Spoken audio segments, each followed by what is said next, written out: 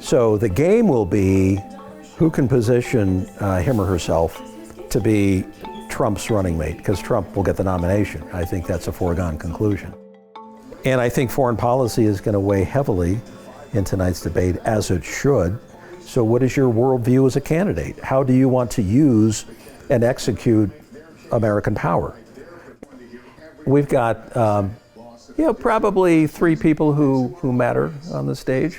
Nikki Haley, because her numbers have improved markedly recently. And probably Tim Scott, because he carries his own story, which is a very powerful one about what America means to him. And you have Ron DeSantis as the third, probably, although he's dropping like a rock. Have you determined? Why does DeSantis look like he's having a colonoscopy live on stage?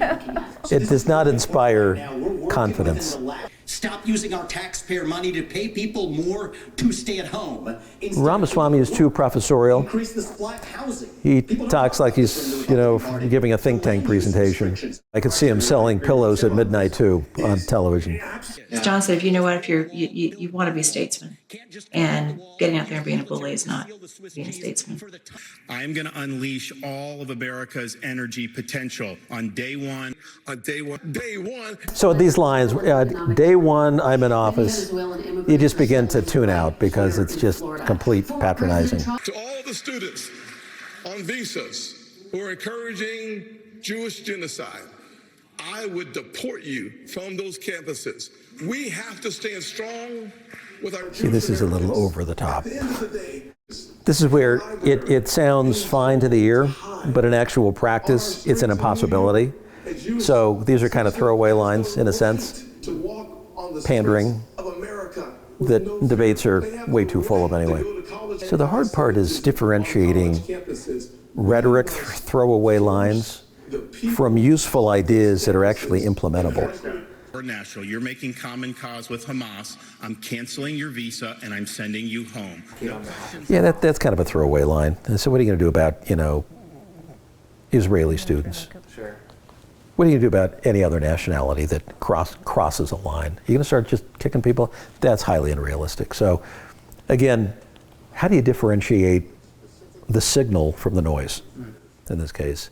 And it's really hard because 90% of this is noise. And you get about 10% signal factor that's okay, that is something that actually is relevant to the topic and actually something a president can do if elected. Yeah, now I think there was a real opportunity to talk about what a modern day university should stand for in the United States. So how do you balance free speech as against preferred speech? And what does it mean on a college campus where you want to push the envelope? That's what colleges do. But not hate speech. But not preferred speech, respected speech on both sides. So when somebody could have had an opportunity to say there's a model that exists in this country. It's called the Chicago model, and it exists at the University of Chicago, where they've actually got ground rules for speech on campus. And it's worked really well. And it'd be a perfect example, take a little bit of leadership to say, this is a model that every major university should look at to preserve respectful free speech on campus as against preferred speech, which crowds out free speech ultimately. And drowns out any legitimate debate if you want to look at both sides. I can tell the American people when I'm president that will not happen. We are not going to send your sons and daughters to Ukraine. You've got half the stage that is basically saying that we should not commit troops to Ukraine, which is a real transition within Republican orthodoxy. So in my first week as president, we would ban TikTok. We spent way too much time on this.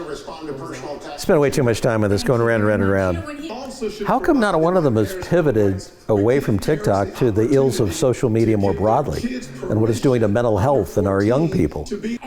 It's all point scoring and no substance. We're not learning a thing out of this. Think about where we are today. In the Middle East, we are in the midst of trying to back our strongest ally in Eastern Europe. So he's backing off the specifics instead of describing what types of defense programs we need on the high seas.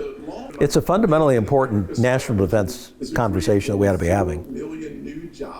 And are not, because you quickly pivot from a question you cannot answer to some rhetorical line, where way too much time is wasted, unfortunately, as we've seen. So the thing about politics is we're now living in a good guy, bad guy world. The fact of the matter is most of politics, if you want to get right down to it, and most of international and national security affairs is in the gray zone. So it's far more ambiguous than we're led to believe on the stage. Decisions are far more difficult because they require us to do things that are not as black and white as the candidates are leading us to believe. In my home state of New Jersey, it goes up to 9 months that you get an abortion. I find that morally reprehensible, but that is what the people of our state have voted for. And we should not short circuit that process until every state's people have the right to weigh in on it. He recognizes something that's really important about the fabric of America, and that is we have 50 very distinct states, and they all have different population mixes. They have different governance models, and it's a great kind of incubator of democracy. And all the states should be competing on the policy side to come up with the best solutions they can find. There isn't a one-size-fits-all remedy for some of these social issues. We need to go back and soul search in our country and remember what we are about.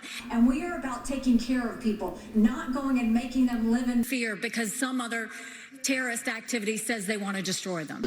So that may have won her the night and may very well win her the number 2 slot after Trump. Sober reasoning, inspirational, laced with values, and spoken in a very authentic way, in a very believable way. I think increasingly Nikki Haley is showing some moxie as a leader, her ability to manage and articulate the issues, her experience as a governor, and on the foreign policy side. And listen, I'm neutral, but I thought Nikki Haley was actually quite inspirational tonight.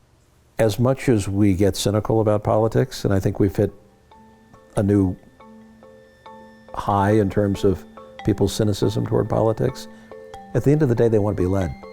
And that's the way our system is built, is we have elected leaders, and they carry with them the will of the people, which is an awesome thing to carry, and it's very humbling. And for candidates to be able to express in heartfelt ways, in sincere ways, where the voters can actually pick it up, because the voters are pretty smart. They can tell whether you're doing a rehearsed line or whether it's actually from within. It's rare in today's world because everything gets bogged down into bipartisan fistfights.